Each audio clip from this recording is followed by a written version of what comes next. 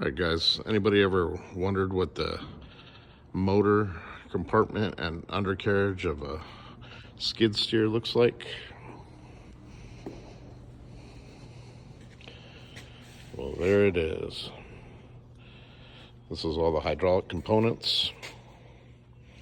Got foot pedals, joysticks, hydraulic components. Back there you have the muffler, which has the emissions setup, the engine, electronic components on the side,